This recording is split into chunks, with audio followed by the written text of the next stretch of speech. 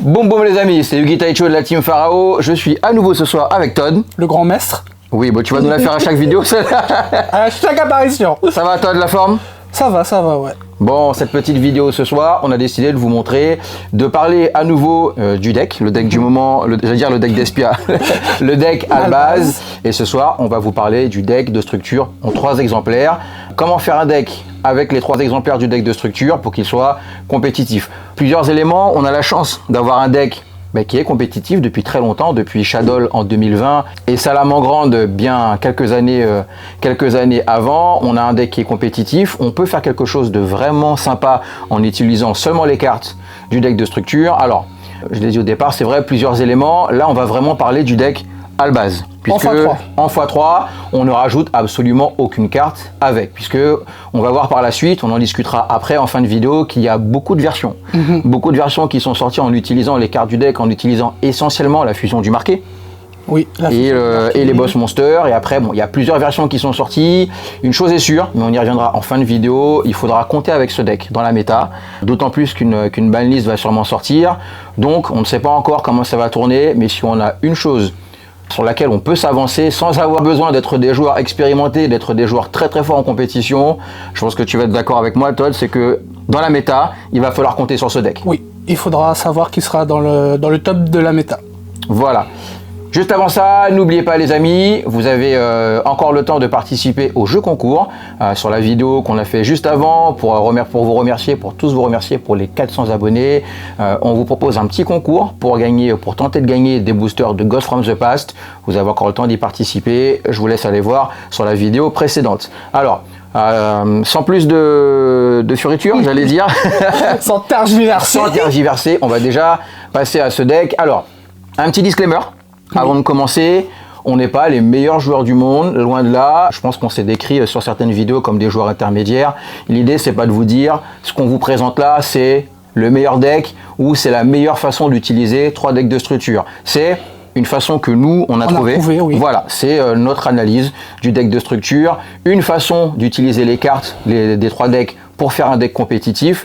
Ce qu'on va tenter de faire, c'est de vous expliquer pourquoi on a choisi ces cartes-là. Et encore une fois, voilà, il ne faut pas prendre pour... Et aussi, il faut le dire, on a utilisé 3 decks de structure. Rien du tout autour. Donc, si vous voulez... ça, je l'ai dit en début de vidéo. Hein. Ah, tu l'as dit? Ouais. Ok. Non mais je veux dire, si vous êtes nouveau joueur, vous voulez commencer et tout, c'est vraiment, on a pris vraiment que 3 decks. C'est ça, et cette vidéo s'adresse vraiment, je dirais, aux débutants, on va dire le niveau entre débutants et intermédiaires. C'est vrai que des joueurs qui sont bien plus forts, ils n'y trouveront sûrement pas leur compte, mais c'est vraiment, encore une fois, je vous rappelle vraiment la team Pharaoh, on est sur le but d'un rayonnement déjà pour la Guyane, pour notre communauté, pour qu'elle se développe, et puis par la suite, véritablement, pour un rayonnement au national, pour se faire connaître, pour vous rencontrer, pour faire de belles choses et proposer du beau contenu. Donc voilà, encore une fois, et là je pense que ça va être la 15e fois qu'on l'a dit sur la vidéo, on n'utilise que 3 decks de structure. On n'a pas la science infuse, on va pas vous dire encore une fois telle carte c'est la carte la plus forte, non, c'est pas vrai. Et ne prenez pas pour argent comptant ce qu'on va dire. On va tenter de vous dire voilà pourquoi on jouerait ces cartes-là. Nous on les trouve fortes ou pas fortes ou elles ont tel défaut, bien sûr.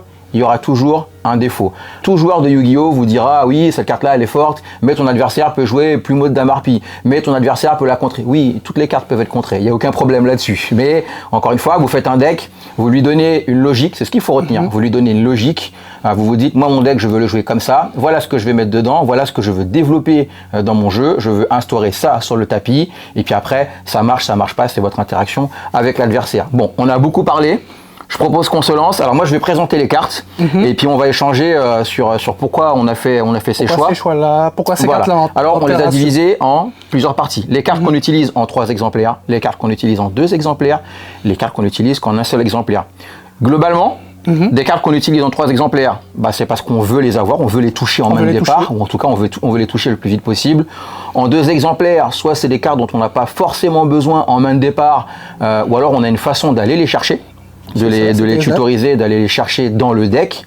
Et les cartes qu'on utilise en un exemplaire, alors là je pense qu'il y a beaucoup d'explications possibles, mais dans les différentes explications, ça va être des cartes qu'on va pouvoir aller chercher, qui font partie intégrante d'une combo, qu'on va pouvoir réutiliser, qu'on va pouvoir recycler, mais qu'on n'a pas besoin d'avoir en plusieurs exemplaires, qu'on veut surtout pas forcément toucher en main de départ, et puis on veut pas les avoir dans ce qu'on appelle le grind, si le jeu s'éternise, on veut pas les piocher, entre guillemets, inutilement. Voilà, encore une fois, ce sont des explications globales, on peut rentrer plus en détail si on a des questions là-dessus, et ça dépend vraiment de beaucoup de choses et de la situation donnée. On est parti? Yes, let's go. Alors, les cartes qu'on utilise en 3 exemplaires. Tout d'abord, Albaz le Déchu. Alors là, on est d'accord pour dire que c'est la carte principale du deck. Elle tourne autour de lui, c'est le monstre de base. C'est le nom du deck. Voilà, c'est le nom du deck, Albaz Strike. Rapidement, on l'invoque.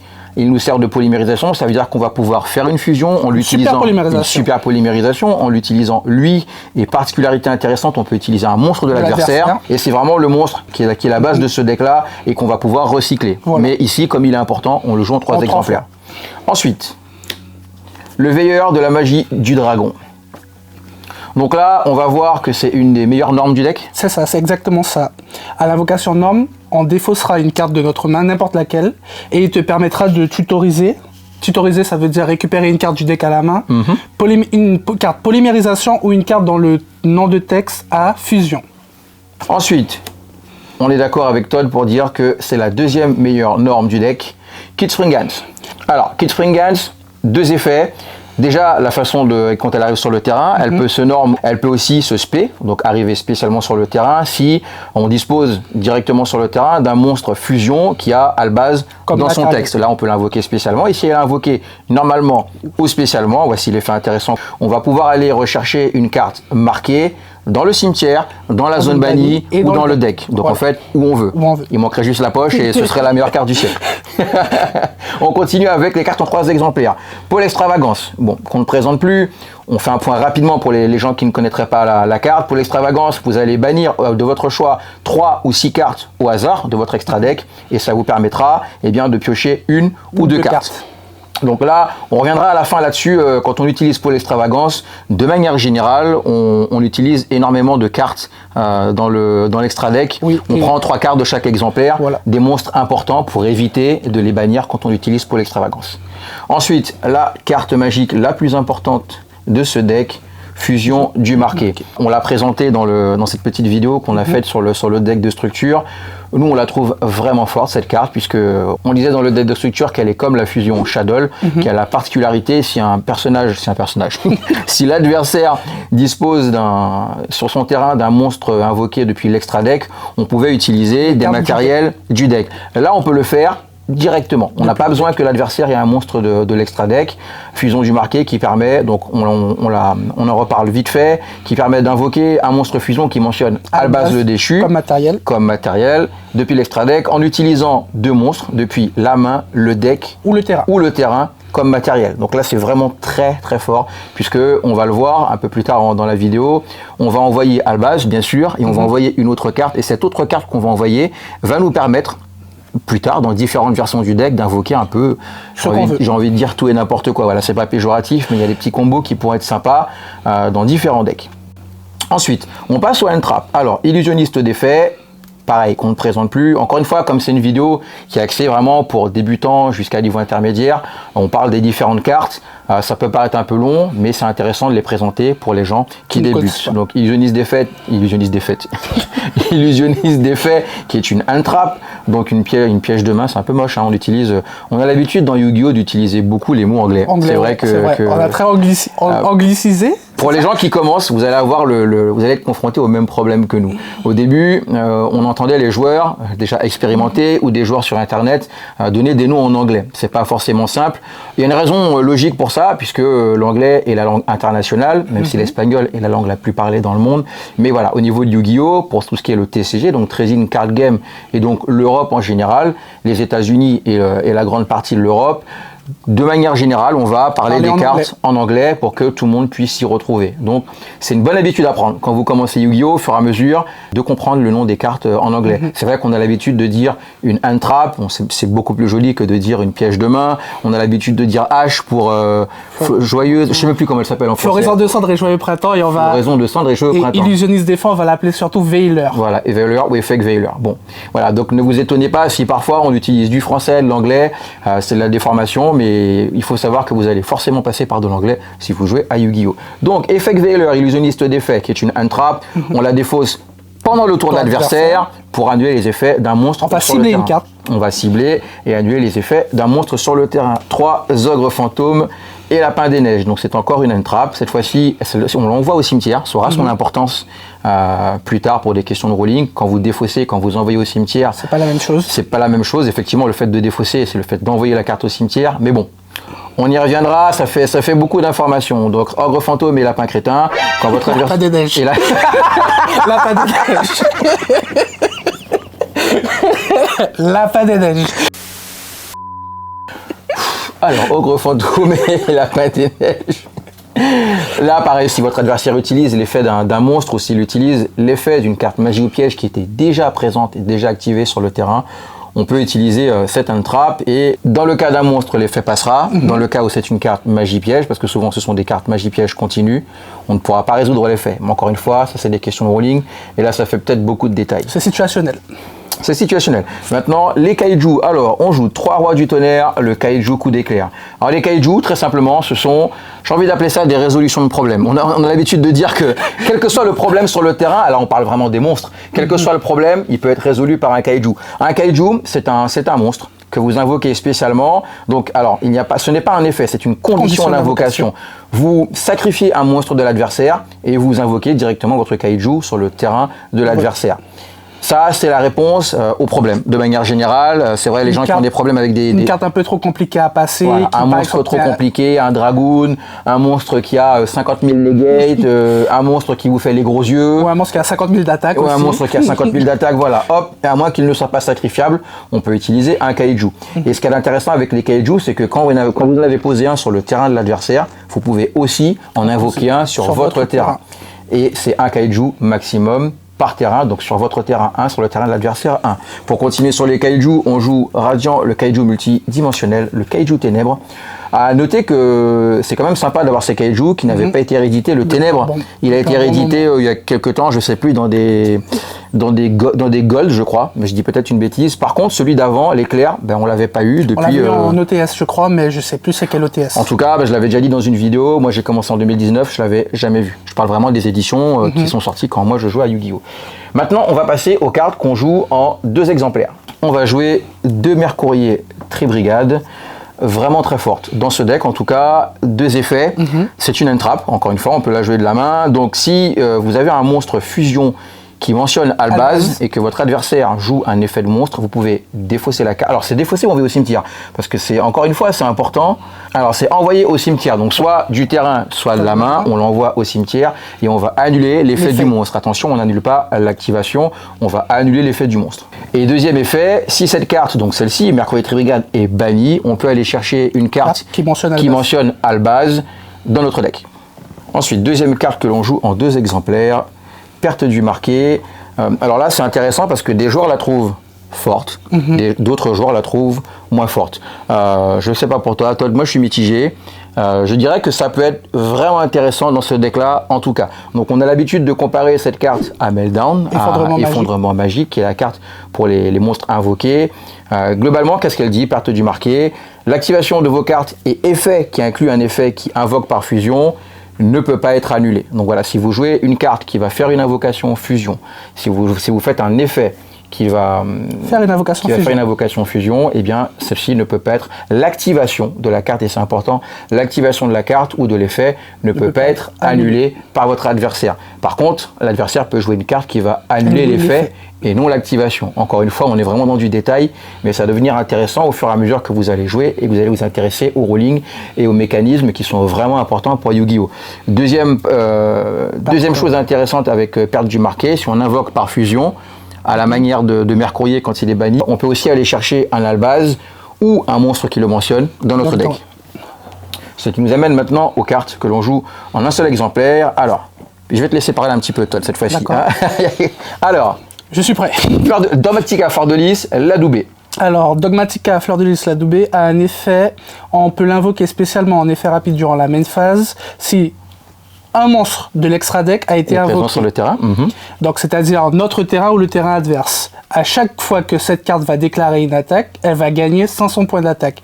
Donc, qu'elle va garder ad vitam aeternam, on est d'accord. Hein. Si elle attaque, si son effet se résout jusqu'au bout, elle gagne 500. Le tour d'après, vous rattaquez, elle gagne encore 500. Donc etc. ça peut monter très très haut. Et après ça encore, ça c'est de la technicité. Si son effet se fait annuler, elle gardera son bonus. Oui, alors ce qui est intéressant, je pense, on va expliquer pourquoi on joue ces cartes-là, parce que bon, c'est une carte qui dès le départ a quand même 2500 d'attaque, 2500 de défense.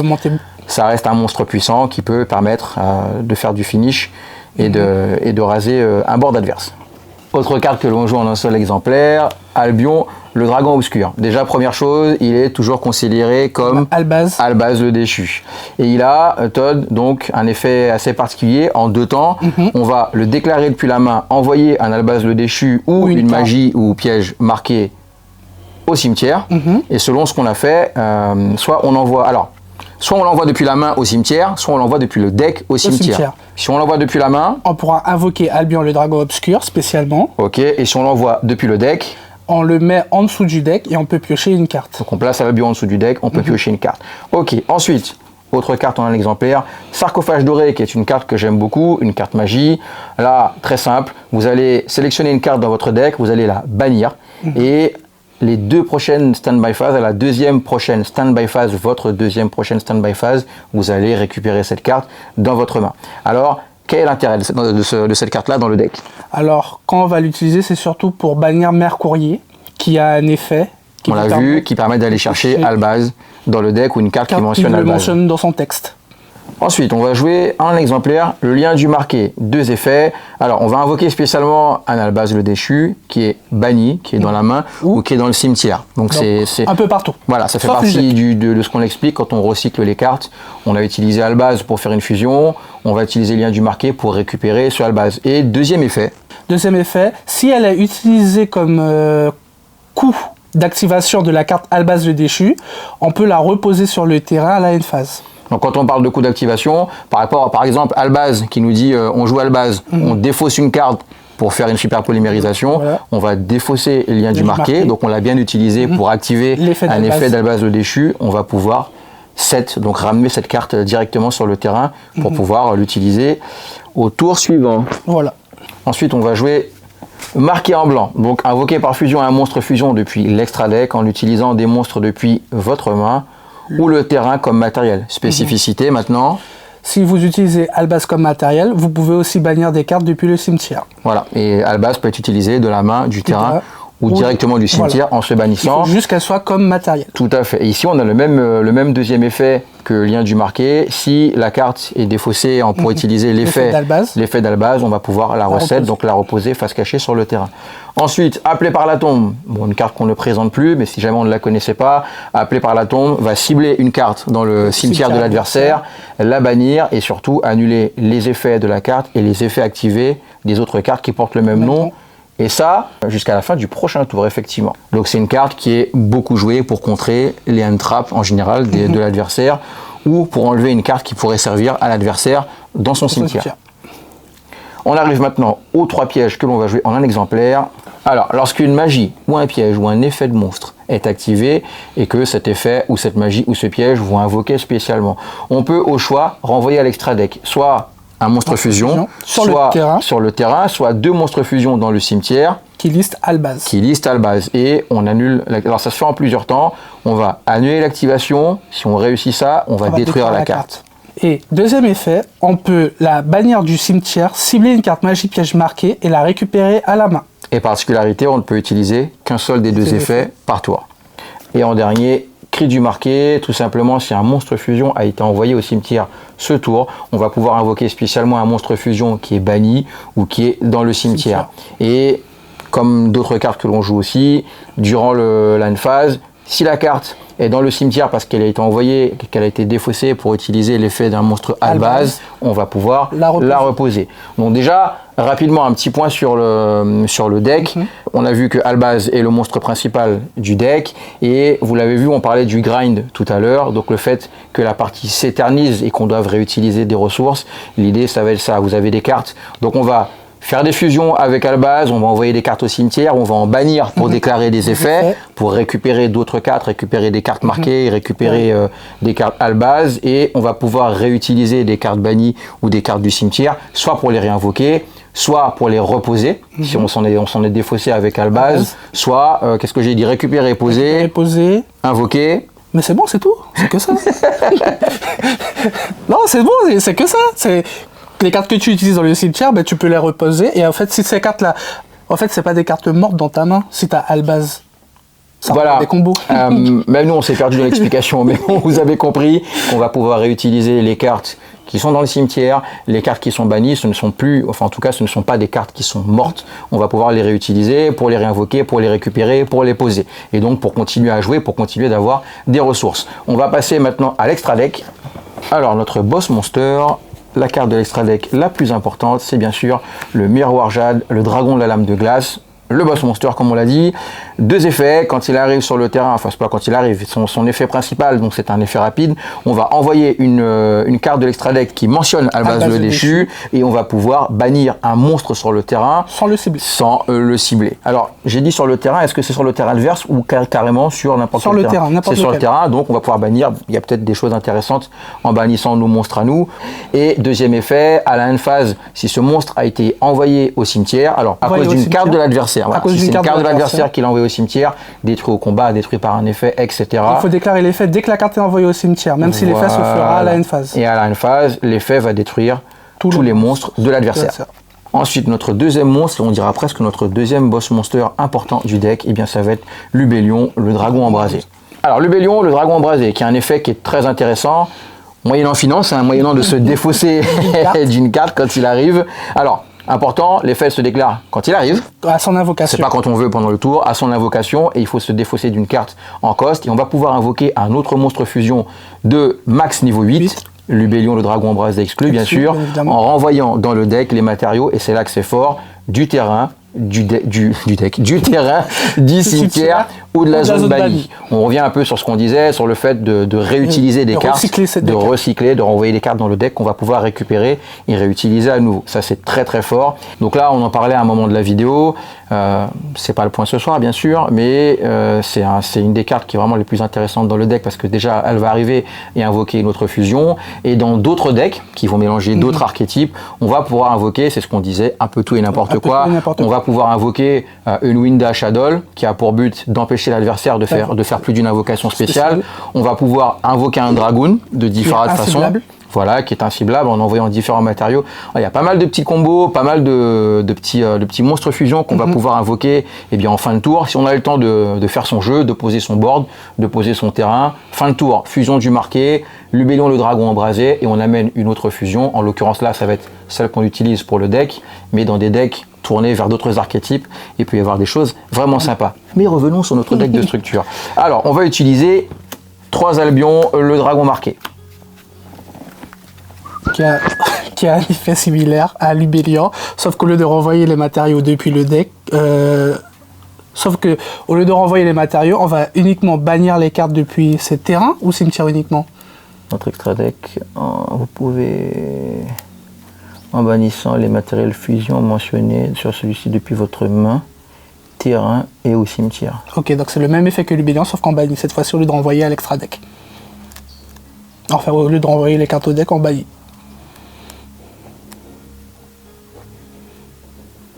Et lorsqu'on l'a envoyé au cimetière, à la end phase, on peut poser une carte marquée.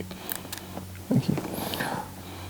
Donc là, Albion, le dragon marqué, qui a un système un peu similaire à Albion.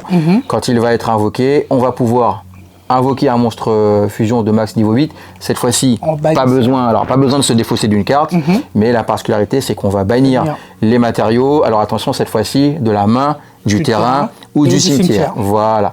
Et si, alors on n'a pas dit juste avant que pour Albion, il ne peut pas attaquer quand on utilise l'effet pour invoquer un autre monstre fusion. Et ici, deuxième effet, Albion, s'il est envoyé au cimetière, à la fin du tour, on va pouvoir déclarer l'effet et pouvoir et pouvoir poser une carte Magie marquée. piège Magie marquée piège depuis le marquée. deck. Ensuite, Titaniclad, le dragon des cendres. Alors là, on en joue 2. Titaniclad, c'est marrant parce qu'on disait dans une des vidéos précédentes quand on présentait le deck, qu'il n'a jamais été vraiment utilisé pour son effet. Il était vraiment utilisé pour être envoyé au cimetière et pour pouvoir aller récupérer un monstre Dogmatika en fin de tour. Là, on pourra aussi s'en servir, voilà, pour aller récupérer Fleur de Lys. Et donc, c'est toujours un monstre qui est invoqué en l'utilisant Albaz, puisqu'on a besoin de beaucoup de fusions qui vont mentionner Albaz pour déclarer les effets. Tout à fait. Après, malheureusement, son effet principal ne va pas spécialement, enfin, en tout cas, elle est toujours pas jouée pour son effet. On vous laisse le lire, mais voilà, elle va être encore utilisée comme carte qui pourra partir avec Pôle Extravagance, comme carte que l'on va pouvoir envoyer au cimetière avec les effets des autres fusions pour les déclencher. Mais c'est vrai que ce ne sont pas des cartes qui sont faites pour être invoquées de base. Ce qui va être le cas des 2 prochains monstres qu'on va vous présenter. Brigand, le dragon de la gloire. On ne va pas s'éterniser dessus, vous pouvez lire les effets. Et Sprint le dragon, fil fer. Alors globalement, vous allez pouvoir peut-être les invoquer si vous êtes entre guillemets dans le mal, si vous voulez faire quelque chose de plus, poser un monstre. Mais ces 3 derniers monstres qu'on a présentés sont des monstres qui vont vraiment être utilisés pour être envoyés au cimetière, comme on vient de dire, par l'effet de Miroir Jade, puisqu'il faut envoyer un monstre qui liste Albaz le déchu. Donc en général, c'est ces cartes-là que l'on va envoyer au cimetière. C'est toujours intéressant si on peut envoyer Titaniclad et récupérer à la fin du tour notre ami Dogmatika Fleur de Lys. Voici pour l'extra deck. Et alors, peut-être une autre spécificité, vous avez remarqué qu'on a joué les 3 monstres les plus importants, à savoir Miroir Jade, Alubion et Albion. Pourquoi on les joue en 3 exemplaires? Déjà pour être capable de les jouer plusieurs fois, au moins 2 fois dans le deck si ça s'éternise et si on a besoin de les réutiliser, et surtout parce qu'on utilise la carte magie Pôle Extravagance, où l'on va bannir encore une fois au hasard 3 à 6 cartes. Et quand on joue Pôle Extravagance, les cartes qu'on veut garder dans l'extra deck, on les joue en 3 exemplaires. Pour une raison très simple, vous l'avez compris, c'est pour éviter de les bannir. Si vous voulez jouer la carte en un seul ou en 2 exemplaires, il y a de fortes chances qu'elle soit bannie quand vous utilisez votre Pôle Extravagance. Et alors, ce pot n'aura servi à rien, parce que même si vous récupérez des cartes en piochant qui vont vous servir, vous ne pourrez pas utiliser le deck à son plein potentiel. C'est ça. Et enfin, on fait un petit point rapide sur le side deck. Le side deck, encore une fois, pour les débutants, c'est 15 cartes que l'on va avoir à part et que l'on va pouvoir rajouter entre 2 manches, dans notre deck pour lui donner une autre dimension, pour pouvoir contrer certains decks. C'est à ça que ça sert. Alors, encore une fois, un side deck, c'est relativement personnel. De manière générale, je pense qu'en compétition, on essaye d'utiliser des cartes génériques qui peuvent contrer un maximum de decks, bien sûr. Et puis, encore une fois, ça va être des cartes qui vont être dépendantes de votre duel center, puisque vous savez ce que, de manière générale, vos amis... On sait tout ce qu'on joue entre nous. Voilà, on sait dans un duel center, en tout cas dans un duel center comme le nôtre, qui n'est pas très grand, où il n'y a pas... vous ne pouvez pas tomber sur 60, 70, 80, 150 joueurs différents. On se connaît plus ou moins, on connaît un peu nos styles de deck, donc c'est vrai que vos sides vont être adaptés au duel center. Là, on a utilisé les cartes du deck, des 3 decks de structure, encore une fois, et on a essayé d'être relativement général. Alors, bien sûr, on va utiliser 3 barrières dimensionnelles. Rapidement, barrière dimensionnelle, on va l'activer, on va interdire les monstres de l'extra deck et les rituels. Alors, on va interdire tous les monstres de l'extra deck à l'exception des liens, puisque les liens n'étaient pas encore sortis quand barrière dimensionnelle est arrivée. Donc on va interdire les synchros, les Xyz, les fusions. Quand on dit interdire, ça veut dire qu'on ne pourra pas invoquer ces monstres, on ne pourra pas non plus utiliser des effets de ce type de monstre pendant tout le tour. S'ils sont déjà invoqués sur le terrain. S'ils sont déjà invoqués sur le terrain, attention, ça touche les 2 joueurs. Faites attention, si vous avez déjà vous des fusions sur le terrain, vous ne pourrez pas déclarer les effets si vous êtes sous barrière dimensionnelle et que vous avez déclaré une interdiction pour fusion. Et encore une fois, on a dit les monstres de l'extra deck et les rituels. Vous pouvez aussi interdire les monstres rituels, et ces monstres rituels ne viennent pas de l'extra deck, eux ils sont dans le deck. Ensuite nous avons, alors 3, il ne peut y en avoir qu'un, une carte que personnellement j'adore parce que ça fait criser beaucoup de joueurs. Alors je l'adore quand moi je ne joue pas je ne joue pas des decks qui sont contrés par ça. Alors chaque joueur peut uniquement, alors il ne peut y en avoir qu'un, tout est dans le titre. Chaque joueur ne peut contrôler uniquement qu'un monstre de chaque type. Le type, c'est ce que vous avez sur la partie centrale bas.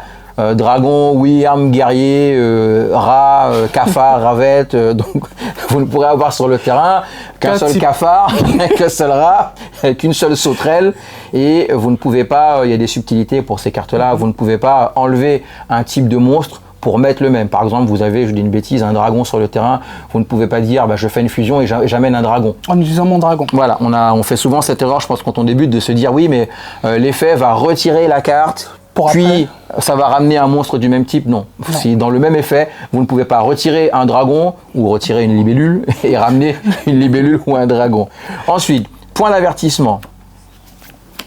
Alors, point d'avertissement, encore une fois que toi tu aimes bien, Todd, lorsqu'un ou plusieurs monstres sont invoqués ce tour, donc c'est vraiment, quand on vous dit lorsque, c'est directement, là c'est un petit point technique, mais dans la chaîne qui suit, donc le monstre est invoqué, dans la chaîne qui suit, vous déclarez votre effet et le monstre ne pourra ni attaquer, ni utiliser ses effets, ni être utilisé comme matériel pour faire, attention, une invocation de l'extra deck. Une invocation, fusion, synchro, Xyz ou lien.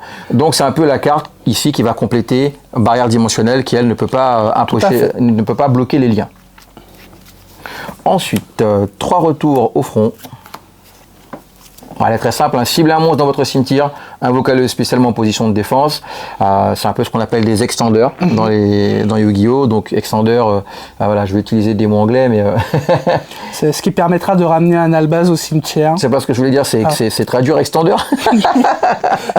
Il va de jouer plus. Donc extender qui permet d'étendre, en gros qui permet de jouer plus. Voilà, donc ça va vous permettre, si vous êtes bloqué, pour une raison ou pour une autre, de ramener un monstre du cimetière et de pouvoir jouer autrement ou d'avoir un monstre supplémentaire pour jouer. Et la dernière carte que nous avons sélectionnée, c'est Dark Ruler No More, plus du tout Gouverneur des Ténèbres. Alors celle-ci, très simple, c'est une magie, vous la jouez. Ce qui est important à retenir, c'est qu'aucun monstre ne peut répondre à l'activation de Dark Ruler No More. Et Dark Ruler No More va annuler les effets de tous les monstres présents sur le terrain quand vous déclarez l'effet. Si des monstres arrivent entre-temps, ou si c'est des effets de monstres qui sont dans la main, ça peut marcher. Et particularité, parce qu'on a souvent tendance à l'oublier, il n'y a pas de dégâts. Votre adversaire ne reçoit aucun dégât quand vous déclarez cette carte. Donc c'est vrai que, je dirais globalement, d'un point de vue compétitif, on a l'habitude de dire que quand vous jouez un Dark Ruler No More, c'est pour retourner la situation. Raser le bord adverse. C'est pour raser le bord adverse, ou en tout cas, on l'a dit, c'est pour retourner la situation, qu'elle soit positive pour vous, que c'est vous qui puissiez reprendre, mais alors genre vraiment le dessus du duel. Si vous jouez un Dark Ruler No More pour juste lui enlever un monstre ou deux et qu'après il peut faire ce qu'il veut, voilà quoi, voilà. Il va vous chanter.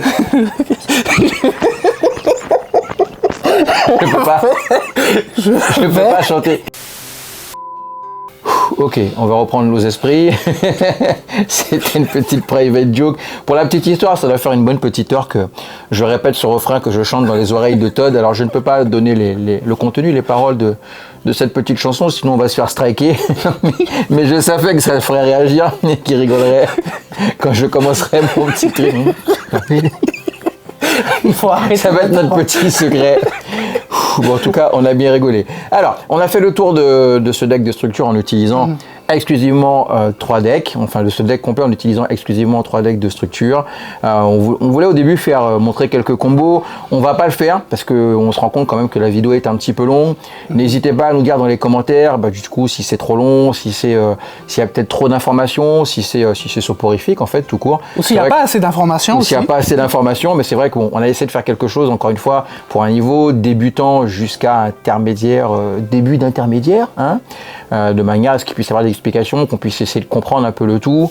Si, voilà, n'hésitez pas, faites-nous un petit commentaire si c'est trop long, si c'est pénible, si c'est qu'on ait un petit peu un retour de la communauté et on tâchera d'améliorer ça au fur et à mesure ou de proposer carrément une vidéo en disant ça c'est une vidéo pour les débutants. Les intermédiaires, passez votre chemin et on en fait une autre sur le même thème pour les intermédiaires. On verra. Il y a toujours moyen en tout cas de s'arranger et de s'améliorer. Encore une fois, n'hésitez pas si le contenu vous plaît, même s'il ne vous plaît pas d'ailleurs, vous êtes passé, vous avez vu des gars sympathiques. On s'abonne, si le contenu vous plaît, la petite cloche pour ne rien rater de ce qu'on propose. Et puis, comme toi vient de le faire, justement, le petit pouce bleu, ça fait toujours plaisir. Voilà les amis, on espère que cette vidéo vous a plu. Comme on disait au début, là, c'était que sur le deck de structure. Je crois qu'on l'a dit au moins 50 fois pendant la vidéo. Maintenant, on va le répéter, une chose est sûre. Et encore une fois, on n'a pas besoin d'être des gros compétiteurs pour affirmer ça et pour le savoir, on le sait tous, quand on joue depuis un petit peu de temps, moi un minimum à Yu-Gi-Oh, c'est sûr, ce deck de structure, en tout cas ce deck Albaz et une partie des cartes Albaz vont être dans la méta. Pendant un bon moment. Pendant un bon moment. Ça n'engage que moi, mais moi je pense que ça va faire un peu comme les Shadows. Oui. Ça va rester là un bon moment. Ça va sûrement être méta pendant un moment. Peut-être que ça va être touché et que ça restera fort. Mais en tout cas, ça va être là pendant un bon petit moment. Il faudra compter avec le deck Albaz, il faudra compter avec certaines cartes du deck Albaz. Et surtout, on l'a dit en début de vidéo, il y a énormément de variantes. On a commencé à voir sur Internet des variantes, alors c'est pas des variantes Albaz, mais des variantes marquées. On va rester sur donc marquées. Celle qui tourne le plus en ce moment, ça va être marqué Despia, Bref Token, ou jeton aventurier, et marqué Despia, Patchwork. J'ai même oublié, vous voyez, je vous le disais, à force d'utiliser les mots d'utiliser les mots anglais. Voilà, c'est les deux versions qui tournent le plus, que vous pouvez trouver sur Internet. Et il y a déjà des versions, on a vu des versions avec Invoqué, on a vu des versions avec Cyberdragon, on a vu différentes versions qui sont... Avec Surnalish. Les deux premières dont on vous a parlé, c'est les plus fortes actuellement, en tout cas celles qui sont reconnues par les plus gros joueurs comme les plus fortes. Les autres, j'ai envie de dire, peuvent être sympas, peut-être que vous avez envie de vous faire plaisir, et puis de sortir un combo que l'adversaire n'aurait pas vu venir. Il y aura sûrement d'autres choses qui vont être découvertes, déjà parce qu'il y a encore plein de trucs à découvrir, deuxièmement parce qu'une banlist va arriver, donc ça va sûrement changer certaines données. On attend de voir comment certains decks très très forts de la méta, comme le Bref Token Prank Kit de Nico, ou le Bref Token Prank Kit tout court que vous avez vu soit sur la chaîne, soit ailleurs. Peut-être que ce deck-là va être touché, peut-être que d'autres cartes vont être touchées. Ça fait un petit moment que beaucoup de joueurs attendent des strikes sur certaines cartes. En tout cas, une banlist va toujours plus ou moins changer le game, on va dire ça de manière générale. Les amis, n'hésitez pas, si quoi que ce soit, un petit commentaire. On espère que ça vous a plu, ça fait un petit moment qu'on vous retient. Si vous avez regardé la vidéo jusqu'au bout, félicitations, vous êtes des vrais. Et nous, on se dit à la prochaine pour de nouvelles aventures. Au revoir. Ciao.